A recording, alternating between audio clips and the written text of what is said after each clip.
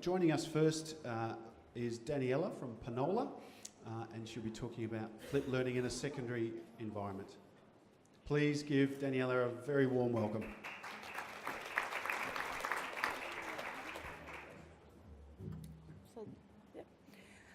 Hi and welcome. I'm really nervous, so please excuse me if this doesn't go as smoothly as I would have liked. Just a bit of background on me. I'm from Penola Catholic College. My role is e-learning leader. I've been in the position for about 16 years now. One of the main things, I've done lots of things with e-learning over the years, from introducing laptops to introducing Schoolbox and implementing that, to digital resources, flipped learning pedagogies and so forth. So I cover a whole wide range of things in my role at the school, and I'm always trying to integrate everything together and make it as simple as possible for our teachers.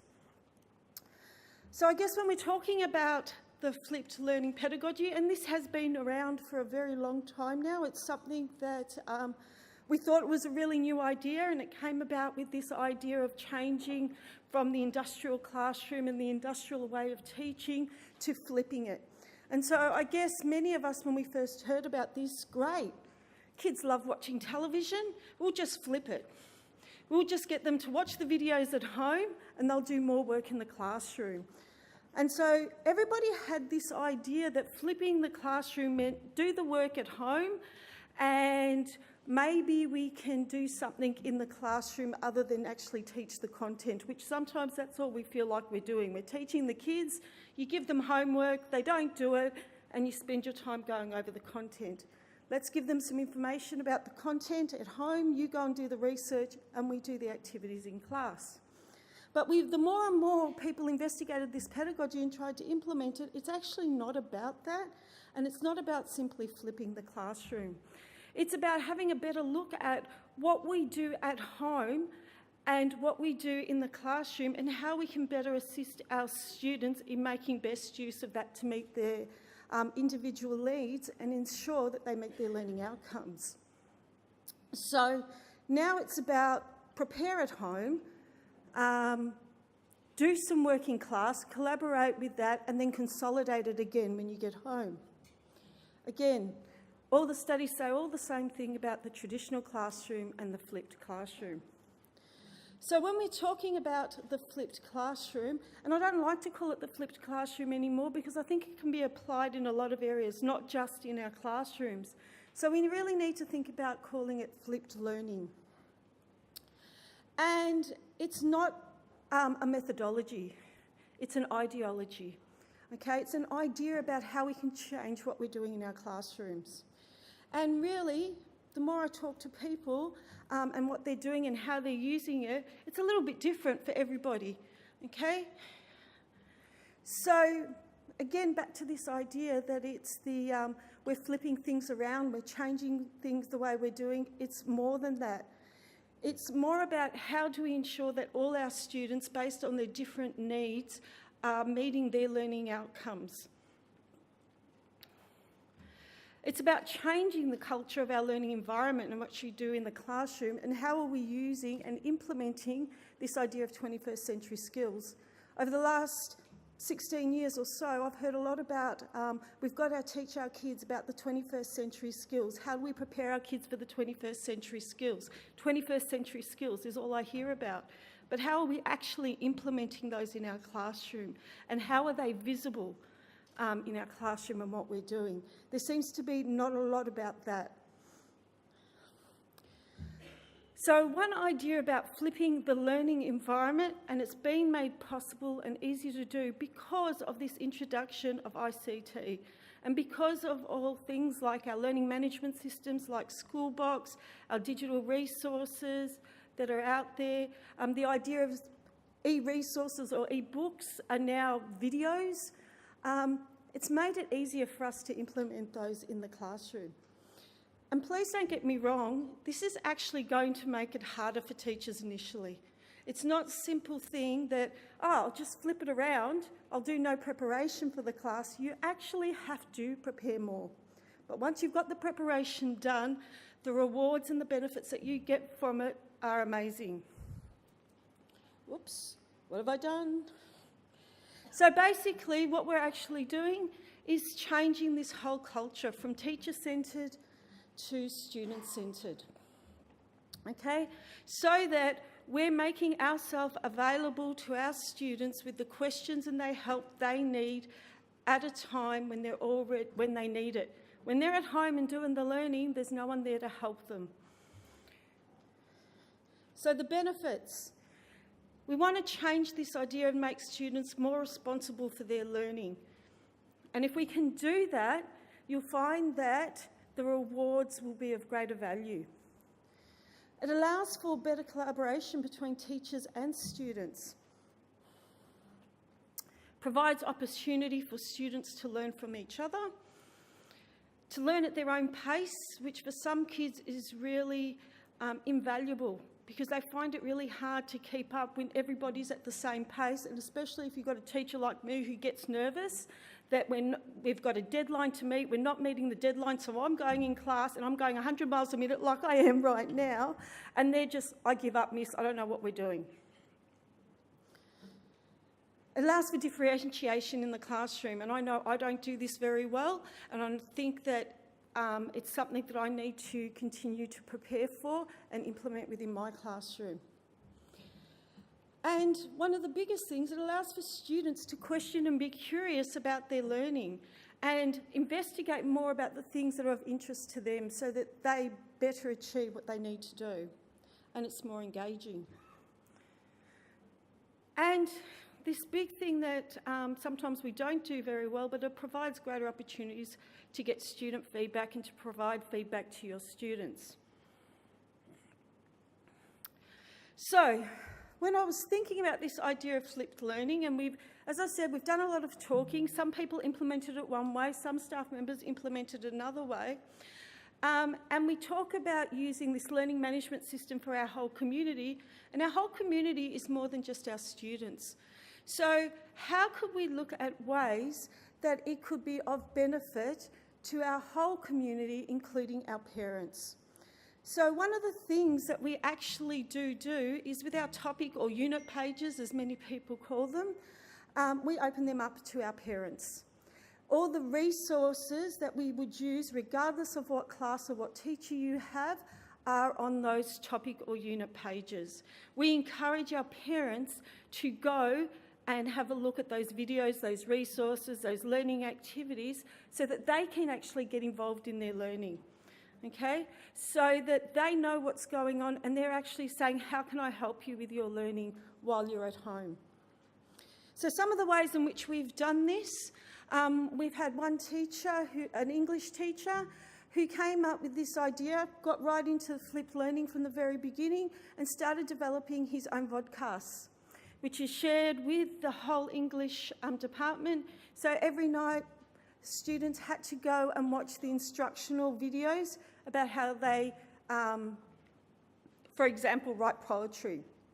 They come into class the next day and they actually practice writing a poem based on the, what they watched the night before. The other thing that's really good in Schoolbox that you're able to do is when you're setting a task or homework, I think I was away last week for another conference, and I said to my kids, here's the video, I embedded it in my course outline, you must watch this. And the fact that I can actually see who's watched it and so forth. And when I came back to class, I just said, what was 5 things that were interesting about what you watched? I don't have time to always watch all these interesting things in the classroom, but when they come back and they start talking about the things that they weren't so sure of and the case study, I can then take that a little bit further. And I can monitor whether they've watched it or not. So I said we open it up to the whole community. We also have year level pages on our system. And some of the things they do at Year 7, and we all know Year 7 students are really nervous. They don't necessarily always give their parents the information they need. Parents are unsure because they're new to the community. So we've got a number of videos that we send parents and students to watch. So this one here that's up there, and I can't play it at the moment, but it's about how you pack for Year 7 camp. So it's a list of all the things. So mum and dad can watch too. We also have many parents in our community who do not speak English. So just being able to watch the things that the student is packing is really important to them. We also have an instructional video on how to set the lock or the combination on your locker. So we have a number of those that we let parents see as well. The other way we do it, and we try and embed a whole heap of other tools as well. So it's because when we talk about the flipped learning environment, it's not just about creating videos or finding videos for you to watch. It's about what you do after with that information that you've learned from the video. It's about how you set up to get the feedback from the kids and how you can extend their learning as well. So in the languages classes, they have Italian-speaking workshops that they do outside of class. Obviously, a lot of students can't always attend those, so they videotape those workshops. But using the social stream, they ask kids to provide feedback about what has happened in those speaking classes and in the language that those workshops were about. And the last one, and this one was an initiative we took on last year, which worked really, really well, and we had never thought to do it before, and I think we need to extend this year, is that we all have curriculum information nights when it comes to choosing the subjects, or the curriculum supermarkets, and all the parents come in with their handbooks and they ask all these questions and they listen to a lot of information that's given out. So what we actually did this year is we put all these videos on the Schoolbox system. We sent out a notification to parents and we said to them, can you please watch these videos before you come to the curriculum supermarket, and write down the questions that you want to ask, so that when you're coming, you're not sitting there listening to all the information again. You can watch it at your own pace. The other thing we also do is we translated it into Arabic, because we have a number of Arabic students, so that those parents could listen to it in their own language and better understand, so that when they came on that night, it wasn't a waste of time because they didn't understand what was going on, and they could actually find out the information that they needed to know. So this is something that I'd like to continue this year, except maybe having a more structured questionnaire for parents so that they can fill in their questions, and make it more an interactive session as opposed to parents just coming and listening.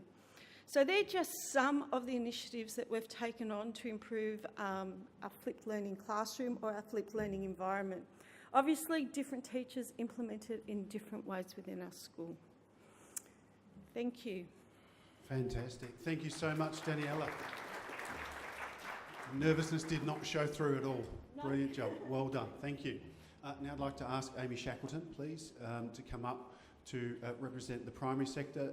Aimee's got the enviable job of delivering someone else's presentation from a last-minute cancellation. So, Aimee, thank you for stepping in and taking this session on.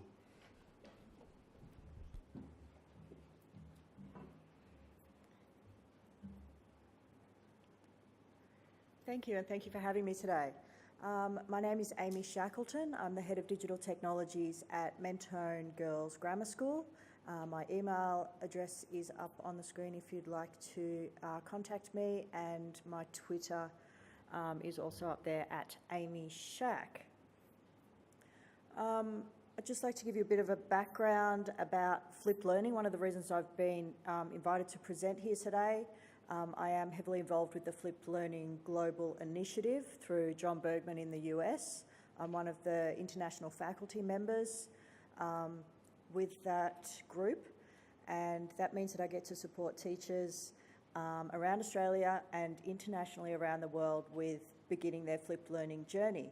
I've also got a number of certifications with that group. I've put some of them up on the screen there for you. And if you are interested in learning about flipped learning, I've got a link at the end. If you are interested in having a look at the certification, I'll be giving you some details about that, about the Level 1 certification. Daniela has already covered some of this, so I'll quickly go through it. I just want to be really clear because, as Daniela mentioned, I find often teachers don't fully understand what flipped learning is and isn't. So I want to be really clear right from the start. We're looking at a reversal of the traditional teaching, and I use the words individual space and group space. So it's a reversal where the individual space is replaced by the group space. So if you look at the traditional classroom, and I did have I had a pointer, but they've given me a different pointer, so I don't think it's going to work, but you can read the screen and see what I'm talking about. In a traditional classroom, we've got the group space on the left-hand side where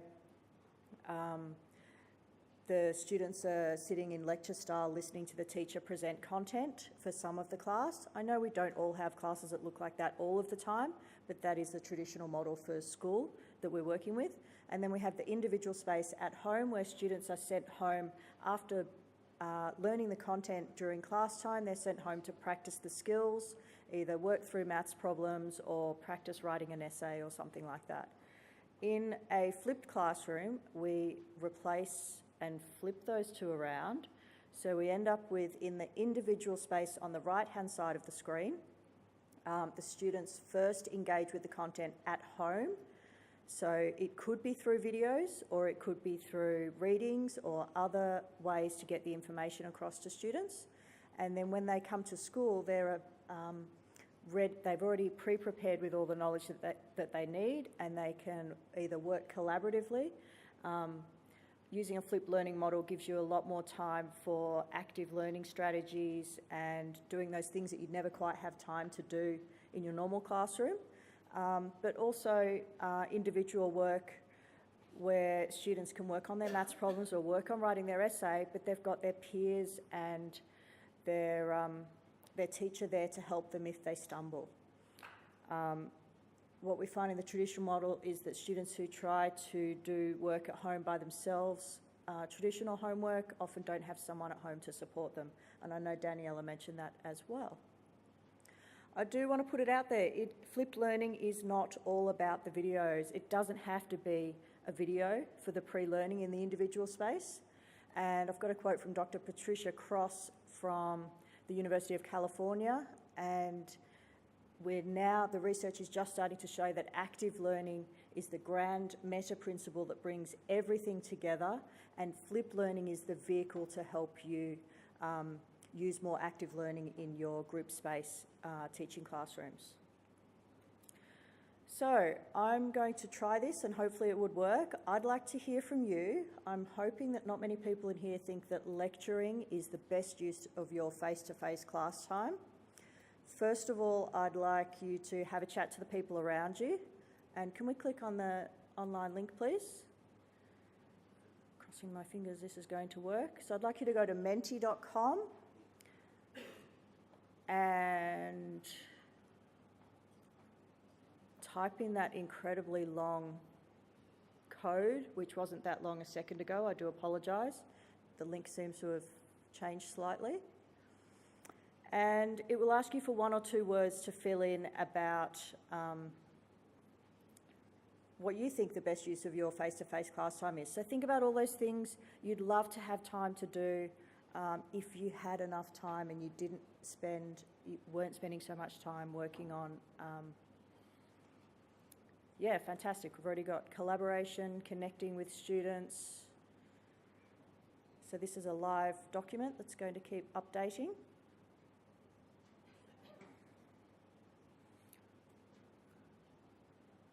And you can enter as many as you like in there, but we're just looking for 1 to 2 words for each box.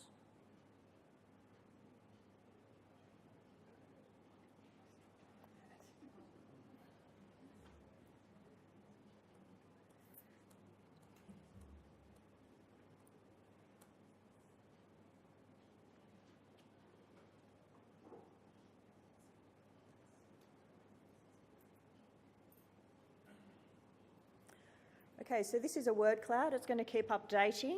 A word cloud, the larger the word that shows up on the screen, the higher number of people have actually selected that. So it seems like collaboration is a common one. Discussion is coming up a lot. Feedback is also quite high. Relationships is a really big one. When I started flipping my classroom, I really noticed that I was able to work on the relationships that I had with my students a lot more, and that in turn impacted on my teaching and their learning, so they were better able to learn what we were doing in the classroom.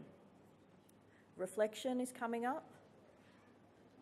Practicing maths problems, practicing writing essays, practicing whatever the skills are for your subject.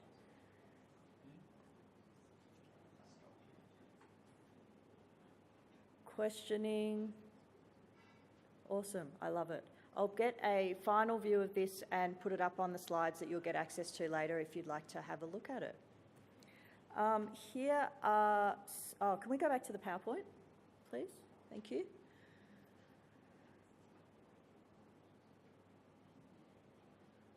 And thank you. Nobody put lecture.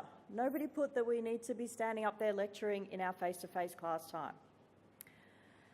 Here are some of the things that teachers I've worked with have found that they now have time to work through with their classes. Some of these things you may have heard of before and thought, how on earth will I ever find time to do it?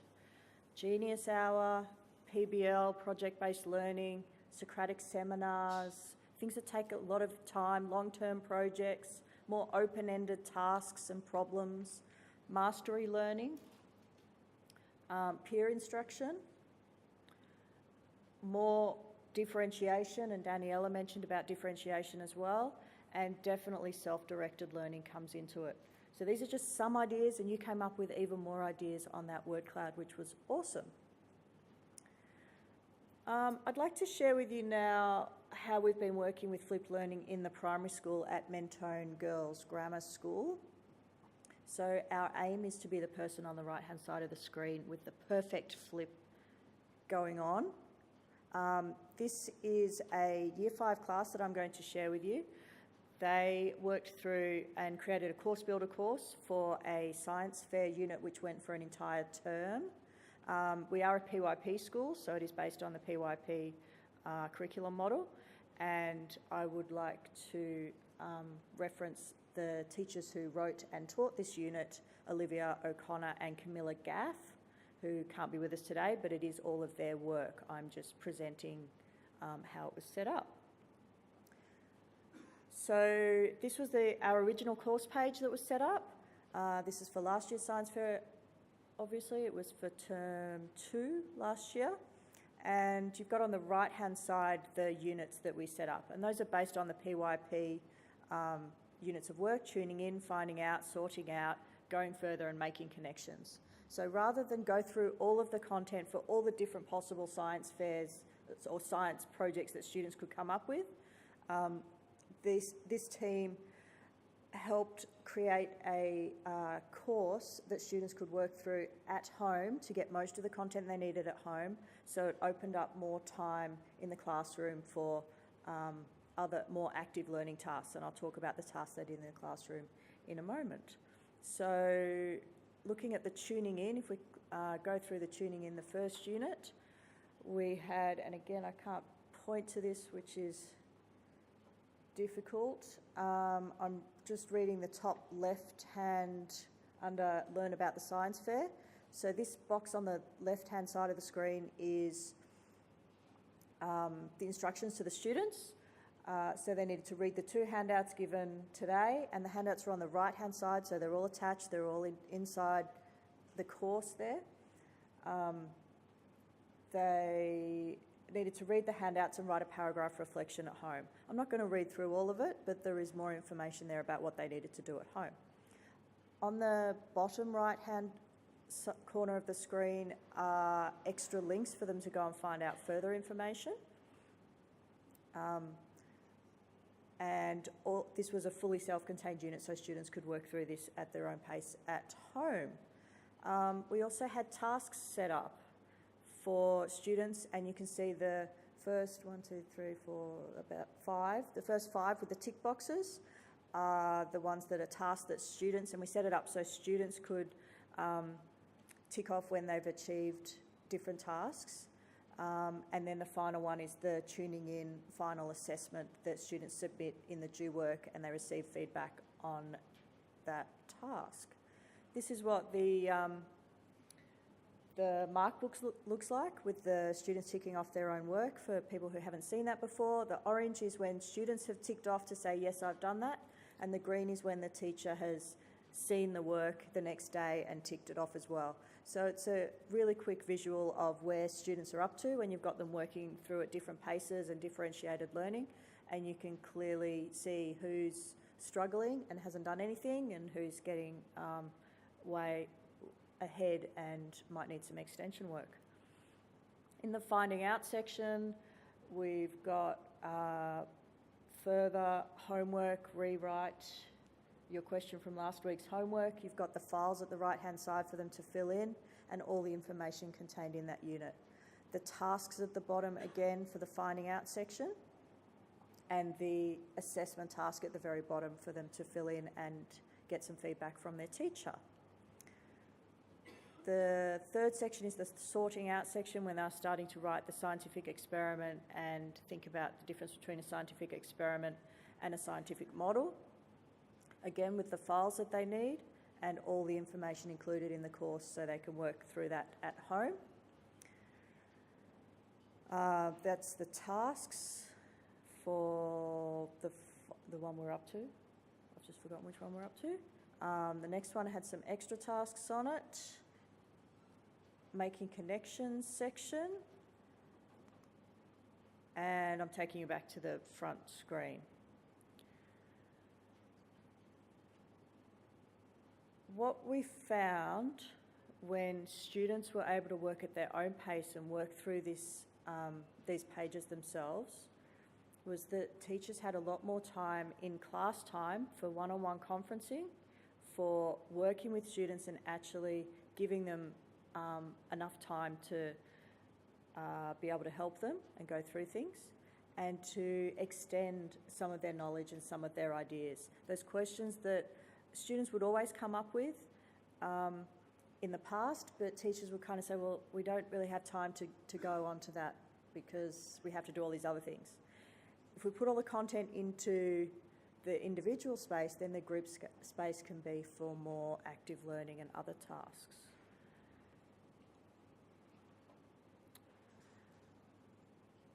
A question for you to think about. So this is another way that we use flipped learning in our classes at Mentone. And I want you to think about how can you ensure that every student has the best possible chance to receive the valuable feedback that you provide. So I'm talking about when you mark a test or an assignment or a poster or anything, and you might have a rubric, or you might fill in hopefully you do fill in your feedback and your grade on Schoolbox. Or you might write on an essay or a project and give them feedback about how they can improve. How can you make sure that they're actually reading and engaging with that feedback? Because we've all seen students who get the mark back, look straight at the mark, and then it ends up in the bottom of their locker or in the rubbish bin, or might not even make it home for parents. The way that I have been working on with some of our staff is flipped feedback. Another word for that is feedback, or video feedback. So what we do is, and I do it with my mathematics classes, as I mark an assessment piece, I film a short video feedback for each individual student. It does sound time consuming, but the positives far outweigh the time investment. So when I do film that one for each student, I comment on these 4 areas. And keep in mind, this is a maths example. I'll give you examples of other areas on the next slide. So I talk about the test-taking technique. Have they underlined the main words? Have they maybe run out of time, not got to the end of the test? Anything that I can notice for the way they've filled in their test. What they've done well in their assessment. their legibility of their handwritten working, which is important in mathematics, so I comment on that, and any areas for improvement for next time. I do not go through every individual question that they got wrong for each individual child. I make one separate video where I go through the entire assessment that the entire class can see, and if I have a student who has missed question 4, question 8, I'll say you need to watch the other video for question 4 and question 8 to find out what the full solution for that was and where you went wrong. Here's an example of my video feedback. Hi Finn, just wanted to give you some feedback on your probability test. So I don't normally speak that fast, but I've just sped it up for you. There's some confidentiality issues with me showing you this entire test, but you can see it was a maths test, and I use a document camera to film it and just go through and talk, and each video might go for 3 to 5 minutes for each student. Can I click to the next slide? Thank you. What I used to do before I made flipped feedback was I would spend a whole lesson or maybe a double period going through each individual test one-on-one with each student. It would take me a lot of time, and I would often feel rushed because I would only have a few minutes for each child. What I can do now is give all 28 students in a class individual feedback with only 5 minutes of class time used. So the way we do it is we all watch our own video together at the same time, so I know that everyone has seen it at least once. When I do make the video feedback, I find that I can talk about things that I can't write effectively. You know, when you're saying, oh, if you take this bit and you move it around here, but this bit you've done the same area that you did up here, and you've got arrows going everywhere and a long essay that really doesn't explain what you're talking about. Putting it in a video makes it a lot easier to say what you actually mean. Students can watch it again when they are in a more receptive mood. So I used to do all of my feedback. I do it on Tuesday morning at 9 a.m, but I realised that not everyone is receptive to receiving feedback at that time. Students are also very nervous that they're the one out the front talking to the teacher, and can everyone else hear what my teacher's saying?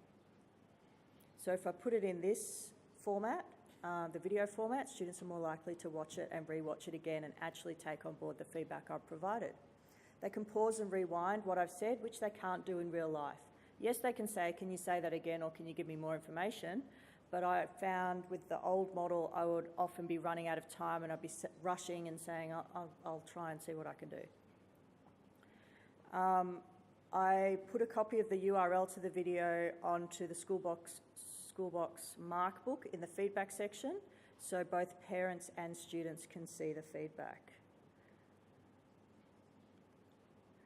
In other subjects, so that's just my example with mathematics, but it's been amazingly successful, particularly in subjects where work is drafted, where you're giving formative feedback on an essay that's halfway done, or any kind of written work, a paragraph, if you're just giving some kind of feedback on that. Posters. Who's ever had to take home a massive pile of posters to try and work out how to assess them? Do you write on the front of the poster? Do you write on the back of the poster? Do you use a rubric? How do you give the feedback effectively and talk about what you're talking about? You can just stick a poster up on the wall and get someone to film you and talk and point to the different parts. And it's a really effective way to give feedback on a poster. Same with models, dioramas, products, woodworking products, things like that you can hold, pottery. You can film yourself with the actual piece and pointing out the pros and cons of what the student's done well with that task. Online web pages or computer coding, it's hard to write that on a piece of paper and give feedback on that. If you've got it on the screen, you can just screencast your screen and provide feedback and talk over the top of it, while you're running the code that the student has written. Here's some of the things that surprised me when I started providing video feedback or flipped feedback to my classes. Students were choosing to engage with the videos multiple times. They weren't just watching it the one time in class when I made it compulsory to watch it. They were choosing to watch it once in class. Often they'd go home and watch it a few days later when they'd had time to digest. And more senior students would choose to re-watch their feedback video before their next assessment to get the tips for what they did wrong so they can focus on that for their next assessment. Parents watching with their child. I didn't expect this to happen either, but I have parents come to parent-teacher interviews and say, yeah, we sat down together and I made sure that my child really understood the things you were saying, and I think it was really clear, and we're going to work on those points that you mentioned. Normally the parents don't see that feedback that you provide in class to your students.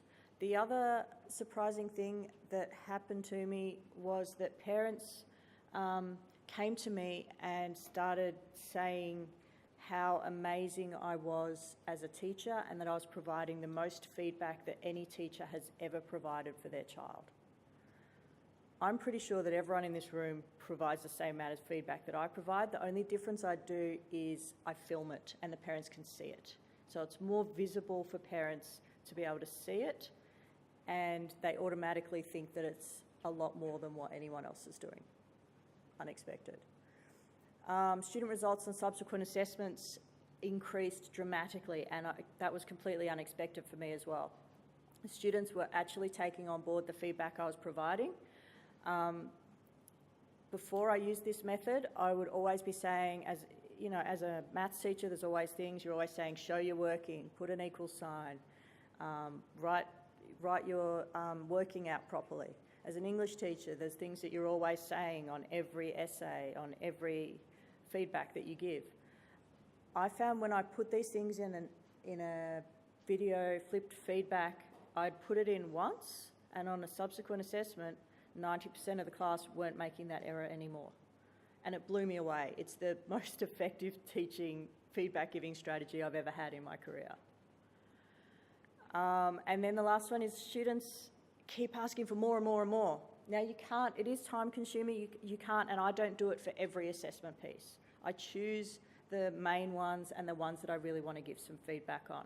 But they want it for every assessment piece, and they keep pushing you for more and more and more.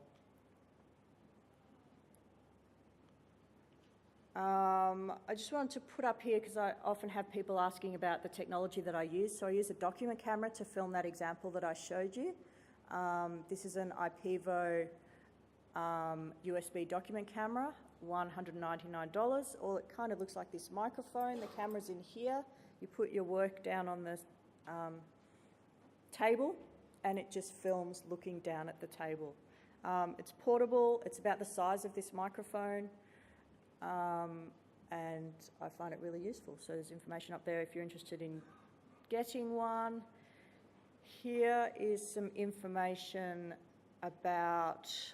all about flipped learning. If you're interested in flipped feedback, in the certifications with the Flipped Learning Global Institute, particularly the Level 1 certification, I'd encourage you to think about having got that. It's all available online and put together by John Bergman. And there's also some information about the FlipCon Australia, which is on later this year as well. Thank you for your time. Well, Aimee, thank you very much for that, and Daniela, if you can join the stage now. Time for questions. So we've got about 15 minutes for a bunch of questions. A couple of mics going around. So please raise your hand if you have questions for our ladies. Mr. Leckie is first up. Hi, this question's for Daniela. I saw some of your videos up there featured students and had students in them. I've got two parts to that question. Firstly, did the students produce those, and how did you go about the activity of getting the students to produce those videos? And secondly, have you run into any issues with the students being used in the videos in terms of privacy and sort of model release and all of those sort of issues, and how have you dealt with those?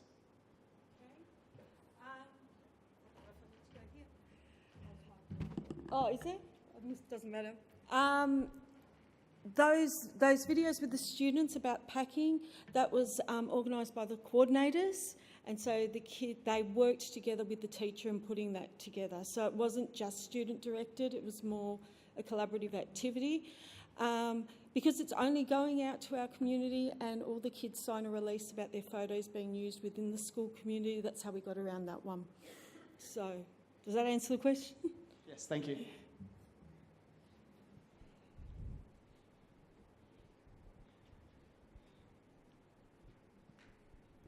This is more a what we do thing rather than a question, but we've been doing the feedback, and we're a Google school, so we use an extension called Screencastify, which is an easy one to use, and it just saves it straight into your Google Drive, and then you just share the URL with the student fairly seamlessly. Bit tricky with parents if they haven't got a Google account, but it certainly works well in a Google platform. So just an observation there. Hi, Danny. Remember me? Yeah, of course I do. Just a quick question. Do you encourage your staff to create their own videos, or do you want them to use stuff that's already available, like Cadrolo, ClickView, things like that? We have all of those available to our staff, so whatever they feel comfortable with. A lot of teachers find it really time-consuming to create their own videos. Some staff are better at it than others. So, yeah, it's up to them. We do implement Edrolo, Education Perfect, ClickView. So we encourage staff to make best use of all the technology that's there and to help cut out on their time as well. And just a follow-up question, do you have any particular staff members that might have began this movement back, a few years ago? Natalie wants a plug over there. So Natalie was one of our first teachers who was at our school, and we introduced her to this idea, and she ran with it really, really well, and then she left our school and went somewhere else and took everything with her. A question for Aimee. I was just wondering, do you utilise the kids as part of the feedback process? If, for example, if a student has already identified how to do a particular concept, and then they produce a video on critiquing a peer's work in class. So one of the things that I didn't put up on the surprises that surprised me as well was, when I mentioned, and this is related to your question, when I mentioned that we all watch the video feedback at the same time in class, I have students who watch each other's feedback, and they say, we're going to watch it as a group. We're all going to watch Fred's, then we're all going to watch Sam's, and then we're all going to watch the third one together, because we actually get, and they've given permission for each other to see each other's feedback. I didn't expect that to happen, but they get something different from each one of the feedback videos. Moving on from that, yes, so the peer review process, we have videos available, and we have trialled having students provide feedback to each other, peer feedback, peer instruction through video. Definitely we have, yeah, yes. Because one of the things when I was teaching coding a couple of years ago at a previous school, I would get the kids to record the actual process and record their actual thinking on that video, so then they can then show that to another student, because that when they jump that divide of their thinking and they can understand it, they can put it in more, into an easier understandable language for another person who's on that sort of same level, who's still on that journey, as opposed to sometimes with a teacher who may be using different language that that the students don't comprehend at that stage. So I was just interested to see whether you were using that as well. Yeah, so you're talking more instructional videos. Sorry, I misunderstood. Yeah, it was. Yeah, but also looking at whether the kids can actually provide feedback back on their own as well. So if a student has already understood that particular concept, then they can then provide feedback in the student's language as well, back on someone else's. I see what you're doing here. You need to do this. Yeah, exactly. I think it's a very powerful medium for that use. Thank you. Any more questions? One at the back there, Aimee, please. Thank you.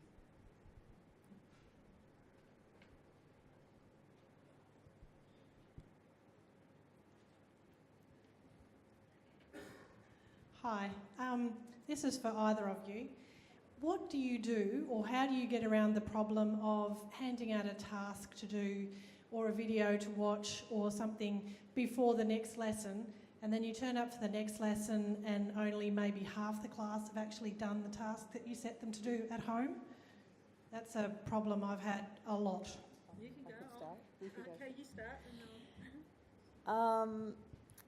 What I find when I implement a flipped classroom, I make it clear and I explain it at the start of the year. This is how we're going to be organised in our class.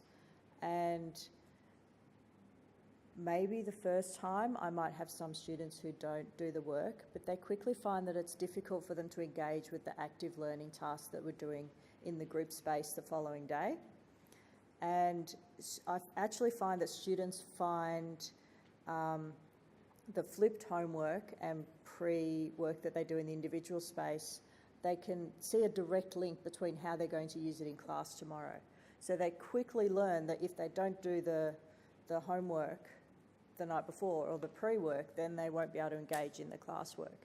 To try and help that along a little bit, the first few lessons I'll have a really engaging and fun activity that everyone else is doing, and people who haven't seen the video will be watching the video in the corner. And I just find, and I've done this at a number of schools, a number of year levels, students very quickly realise this is actually going to help me if I actually get it done. And I don't have that issue. I don't have 50% of the class not doing it. And other staff have similar, not issues, it works for them as well. I encourage you to just try it, and students seem to really value the tasks that you're providing compared to do questions 5 to 12 for homework. They don't see the same amount of value in that as doing this pre-learning. And it's not difficult to watch a video. It's potentially hard for some students to do questions 5 to 12 by themselves without a teacher or peers to help them. But if you're just asking them to watch a video and take notes, it's achievable by anyone. Can I just say I have the same problem all the time. Positive reinforcement works really, really well. I started off sometimes just getting the kids to self-assess and to tick off and say, I watched the video, I did this activity, was really hard. So I go into classroom and just look which kid, 5 out of 25 said they did the activity. I went and gave them chocolates. I found that changing, and I think many of us do this too, we tend to focus on the kids who haven't done the work as opposed to the kids who do the work. So the minute I started focusing on the kids that did the work, all of a sudden everybody was getting on board. So just changing that, little things like that, got them really interested in what we were doing as well. So yeah, they're just some of the little strategies I've used. Brilliant. We do have time for one more question if someone wants to put their hand up.